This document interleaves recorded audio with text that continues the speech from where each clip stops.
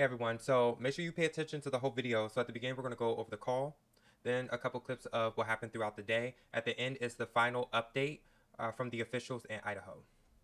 Central BC, Central BC 5, Central BC 5. BC 5 upstate. Someone, right now there's an active shooter zone. There's shot. BC 3's down, BC 1's down. Everybody's shot up here.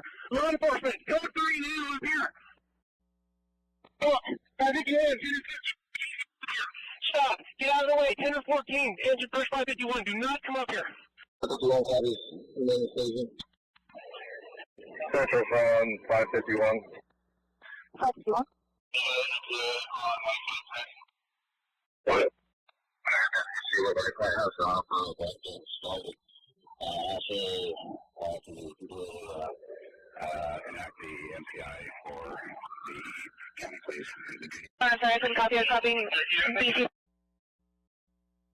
He's at the upper parking lot. He's at the upper parking lot. Up on the dirt parking lot. We need law enforcement up here immediately. Law enforcement up here immediately. Copy, upper parking lot. Immediately out, law enforcement. Yeah, another corner lane firefighter down. Please help immediately. We need law enforcement. I copy another firefighter down. Continuing law enforcement. I copy. 2 battalion chiefs. 1 off. 1 firefighter down. Engineer to death, I'm down. Both battalion chiefs are responsible. Engineer to death down. Location exactly. We're all at the upper parking lot. We're all at the upper parking lot. Please, law enforcement, as soon as possible, get law enforcement up to the upper parking lot, the dirt parking lot. I'm not having any response from the 2 battalion chiefs. They're ready inside the rig. I need help. I don't see anybody around. Okay, just find vehicles. Then immediately up here, we've got 2 unresponsive battalion chiefs, gunshot wounds, multiple gunshot wounds. 2 corner lane firefighters are down. I copy. I get 2 unresponsive battalion chiefs. Law enforcement getting there as quickly as they can. Law enforcement get up here, we could possibly get the 2 wounded out. I'm pinned down behind battalion 1's rig. It's climbing up this fire with intention to draw us in. 100% sure where they would land. I think they need to be prepared to launch. Yeah, they're free to launch. Start dispatching 4 ambulances.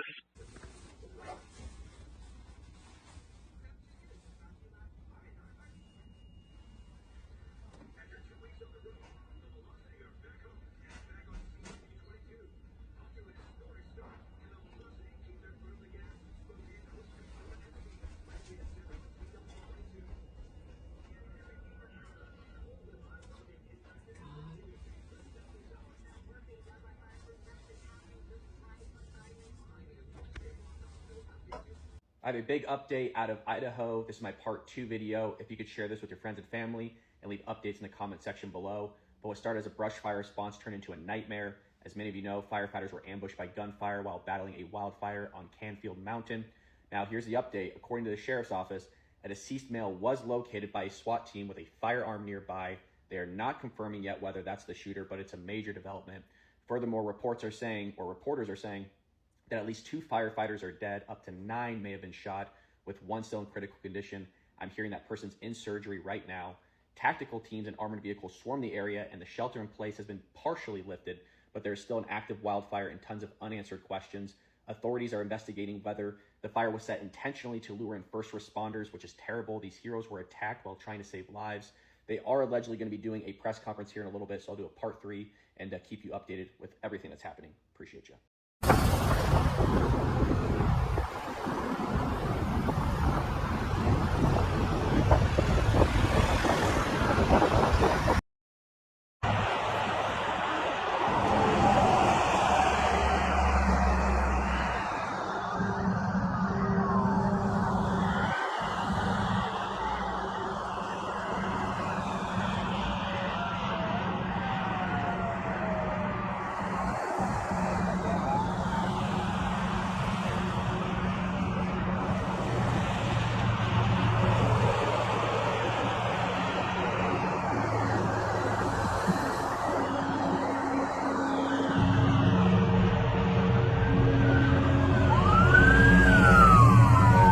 Go through a quick timeline.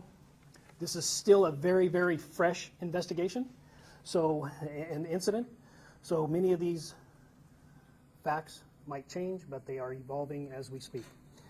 At approximately 1:21 this afternoon, we received a phone call that there was a fire on the backside or east side of Canfield Mountain. Fire assets responded to the scene, and at approximately 2 o'clock, firefighters broadcast that they were being shot at on Canfield Mountain. During that next hour and a half, where we have assets that are responding to the aid of these firefighters, we still have an active fire. We are managing about 17,000 square foot containment area. We are requesting other law enforcement agencies to assist us. We had a great response. We had the Spokane County Sheriff's Office responded in force, the Spokane Police, the Coeur d'Alene Police Department, the FBI, many agencies responded right here in Idaho, Bonner County, Shoshone County, Kellogg. So we had about 300 law enforcement officers that were on scene that were trying to make heads and tails out of what was occurring. And during this time, we exchanged gunfire with the suspect, and we also got information. We received information from the White House, from Kash Patel, the FBI, from Governor Brad Little, and also Raul Labrador, that anything that we needed, that they would absolutely respond. So we had a lot of assets that came into that command post. And then we had a briefing about 6:30, about 18:30 hours at the command post.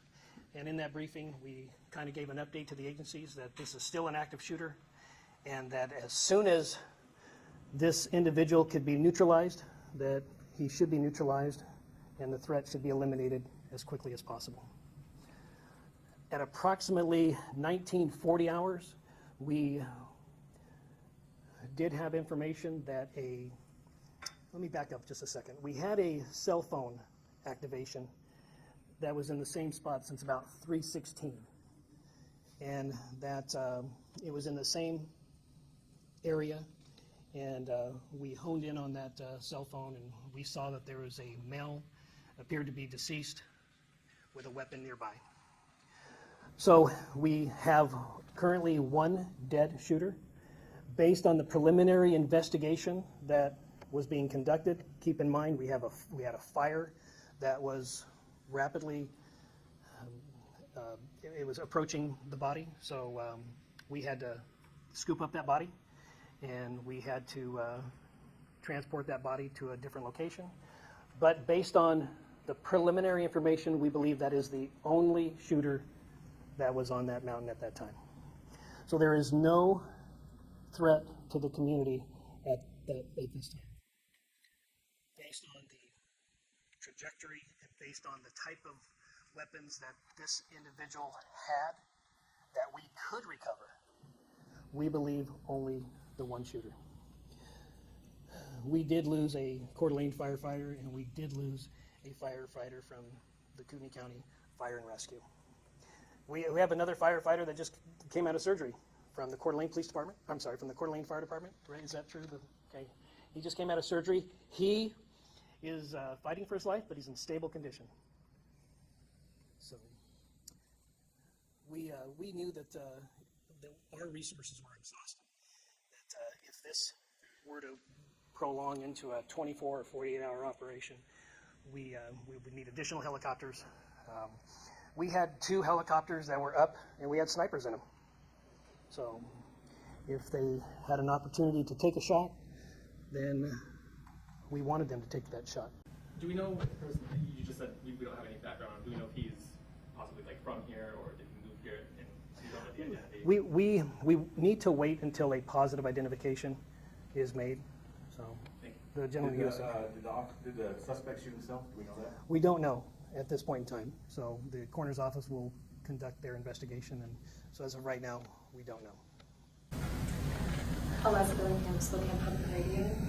Are you able to give any insight on if you think there was a connection between the fire and the shooting? We do believe that the suspect started the fire, and we do believe that it was an ambush, and it was intentional. And yeah, we do believe that he started it, and it was totally intentional what he did. Did he make the 911 call? There was a gentleman that made the 911 call. He did not identify himself as the shooter. So as of right now, we don't believe that he's the one that made the 911 call. But, you know, that could change because many times people don't use their real names and what have you. So. Not at this time, no. Gentleman in the red hat. Brian Neal, KXOY. Does the fire present any problems with you as you're trying to collect evidence? Oh, absolutely. Yeah, we scooped up that body, and as far as the preservation of the scene, you know, it's not perfect in this particular situation, but it's something that had to be done. So you have to evaluate each particular circumstance, and at this time, we felt like since the fire was approaching, we needed to scoop up that body, and it's contained, so there are law enforcement personnel that are up there, and we will conduct the investigation, continue it tomorrow morning. Crews will be there all night. So yeah, it's compromised, sure. So I wrote it down. I said I'm confused. So is he saying that another call came in? So the call that I posted was at 1:46, and they said that another call was at 1:21. So there were two calls. The 1:46 was the firefighter, it seems, right? But the 1:21, the official is saying basically the person didn't identify themselves, so we don't know who called. Okay. Now they're saying we don't know how he died. We just know there was a firearm next to him. I feel like if I start digging into this and start poking my nose around, I'm going to find something that I hope I'm wrong about. I know there's currently a mining project going on in Idaho. I've already GPSed the location between here and where a specific project is being done at. They're nowhere near each other. But I don't know. I feel like if I keep sticking my nose in this, I'm going to walk into something. So we're just going to keep this simple. We're going to see what the officials are saying. I want to know what your thoughts are regarding this. Yeah, I ain't sticking my nose in this. This is giving North Carolina.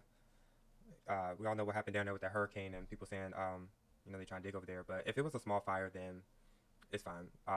But it's so weird because it's like, okay, so are you saying it's late? I'm sorry, I'm a little tired.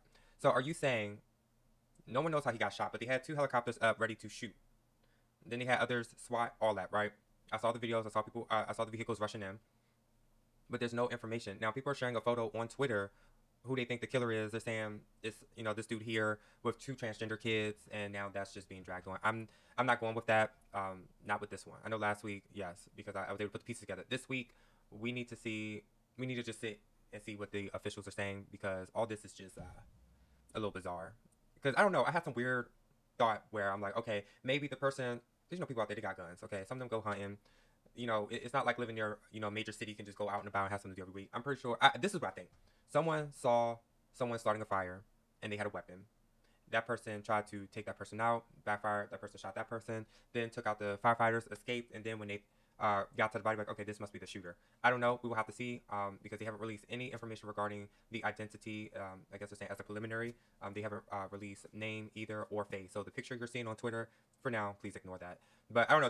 These things that I think about, please do not be like, oh my gosh, this is what he said. Oh, it must be true. No, this is a thought, because I'm just now seeing everything. It's late. It seems to be some chaos every Sunday at this point, which is weird, right? But please put a comment. You know, share your thoughts. Like the video if you would like, and if you haven't done so already, hit that subscribe button, and I'll see you in the next video. I also would like to say rest in peace to the 2 fallen firefighters, and I hope that the other firefighter makes a speedy recovery. I know he's out of surgery, he's recovering, so hopefully everything goes good and nothing happens, and he's able to get back on his feet.